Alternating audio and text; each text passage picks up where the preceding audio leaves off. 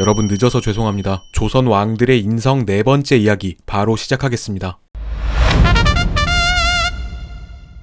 일단 광해군의 생모인 공빈 김씨는 광해군을 낳고 2년 뒤에 세상을 떠났습니다. 그러나 어린 시절에 광해군은 공부를 좋아하는 소년이었던 것 같은데요. 특히 광해군의 형이었던 임해군이 학문을 등한시했기 때문에 더욱 광해군의 총명함이 돋보였다고 하죠. 조정의 대신들조차 장자인 임해군보다 광해군을 세자의 제목으로 여길 정도였다고 합니다. 그런데 바로 그 타이밍에 임진왜란이 일어나죠. 선조는 서둘러서 광해군을 세자로 책봉합니다. 선조실록에는 광해군이 행동을 조심하고 학문을 부지런히 하여 백성들의 마음이 복속하였으므로 상이 가려서 세웠다고 적혀있죠. 선조가 아들을 제대로 봤는지 명나라 관료였던 유정은 임진왜란에 대한 대책으로 백성들이 따르는 광해군을 전라도와 경상도로 내려보내서 이를 도모하는 것이 가장 먼저 해야 할 일이라고 말했습니다. 또 선조실록에는 조선을 방문한 명나라 사신이 어제 광해군을 보니 용안이 특이하였고 또 신민이 다 추대한다 하니 국왕을 위하여 훌륭한 아들이 있는 것을 경하합니다 라는 광해군 얼평이 적혀있죠. 그런데 선조가 피난하는 동안 지방으로 내려간 세자가 민심을 달래고 의병들을 격려하면서 항전 활동에 앞장서자 광해군 지지율이 개떡상하게 됩니다. 심지어 전쟁이 끝난 후 명나라 황제는 조선에 칙서를 보냈는데요. 이 칙서에는 이제부터 광해군이 전라도와 경상도 지방의 군무를 총독하도록 특별히 명한다. 광해군은 마땅히 분발하여 부왕의 실패를 만회하고 종사를 안녕하게 하라고 적혀 있습니다. 그러니까 명나라 황제가 공개적으로 선조의 무능함을 망신주고 그 아들인 광해군이 훨씬 낫다고 인정해버린 것이죠. 당연히 선조는 아들인 광해군을 질투하게 됐고 이때부터 선조와 광해군 사이는 틀어지게 됩니다. 사실 광해군은 세자이긴 하지만 후궁의 아들이기 때문에 적자는 아니죠. 그런데 이렇게 사이가 틀어진 아버지가 새로 들인 왕비 인목왕후에게서 드디어 적자 영창대군을 얻게 됩니다. 미움받는 것도 모자라서 아버지가 갓 태어난 동생을 끔찍하게 물고 빠는 상황. 여기에 신하들 사이에서도 영창대군을 지지하는 세력이 나타났죠. 그러나 이런 상황에서 선조가 어느 날 수라상에 올라온 약밥을 먹고는 갑자기 위독해져 세상을 떠나고 그대로 광해군이 왕위에 오릅니다. 안 그래도 세자 자리가 불안했던 광해군, 왕위에 오른 후에 형인 임해군과 동생인 영창대군을 모두 유배 보내고 인목왕후도 유폐시켜버리는 칼바람을 일으킵니다. 광해군은 아시다시피 대동법을 전격적으로 시행했죠. 전교에서 광해군이 직접 선해, 즉 백성들에게 은혜를 베풀어야 한다는 의지를 보이기도 했고 대동미의 담당 기관을 만들어 이름을 선해청으로 지은 것으로 보아 대동법은 의례적인 민심 달래기가 아닌 실제 지주들의 부담은 늘고 일반 백성의 부담은 줄어야 한다는 광해군의 철학이었던 것으로 보입니다. 하지만 지지 기반이 약했던 광해군은 본인이 휘둘렀던 칼바람을 명분 삼은 서인들에게 결국 내쫓겨서 18년 동안이나 유배 생활을 하죠.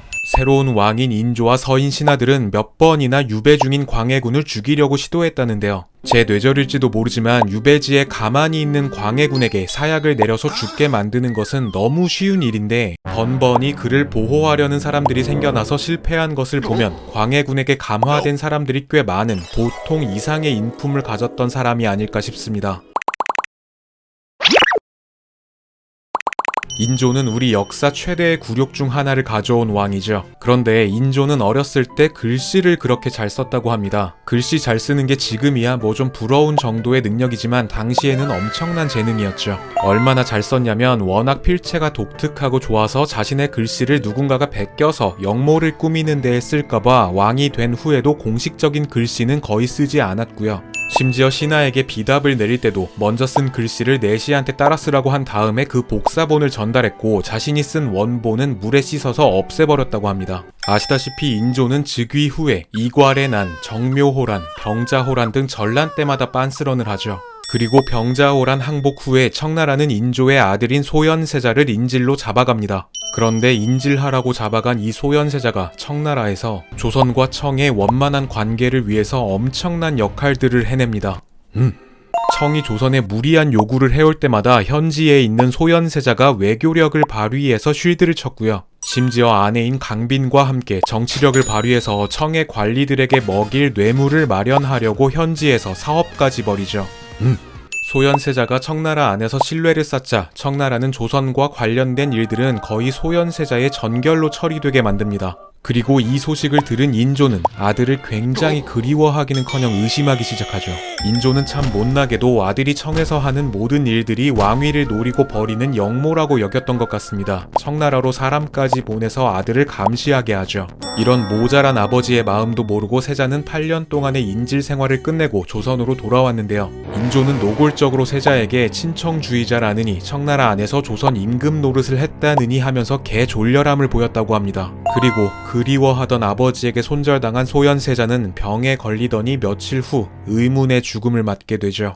인조실록 23년 6월 27일 기록에는 소현세자가 조선으로 돌아온 후 얼마 안 되어서 병을 얻었고 병이 난 지 수일 만에 죽었는데 온 몸이 전부 검은빛이었고 이목구비의 7구멍에서 모두 선혈이 흘러나왔다고 적혀 있고요. 왕가의 친척인 진원군 이세환이 세자의 염에 참여했다가 보게 된 광경이라면서 구체적인 목격자의 이름도 등장하죠. 때문에 역사학계에서는 소현세자가 아마도 독살당했다는 주장에 무게가 실린다고 합니다. 그러나 이 아버지의 졸렬함은 끝이 없었습니다. 혹시나 모를 후환이 두려웠던 인조는 며느리인 세자빈 강씨를 지독히도 죽이고 싶어서 전전긍긍이었던 것 같고요. 하루는 수라상에 올라온 전복구이에 독이 들어 있었는데 바로 며느리부터 의심해서 강씨의 나인들을 신문했죠. 그러나 원하는 대답을 듣지 못하자 며느리를 별당에 가둬놓았는데요. 보다 못한 아들 복림대군이 인조를 말릴 지경이었다고 합니다. 전란에서도 집안일에서도 추한 꼴을 여러 번 보였던 인조는 군주로서의 자질보다 왕위에 대한 집착이나 자신의 안위가 더 중요했던 옹졸한 남자가 아니었을까 싶습니다. 자, 여러분, 더 많은 얘기를 하고 싶었지만 또 분량 조절에 실패했습니다. 조금만 시간을 주시면 천천히 효종부터의 실록을 뒤져보면서 재밌는 이야기를 찾아보겠습니다. 감사합니다. 교양만두였습니다.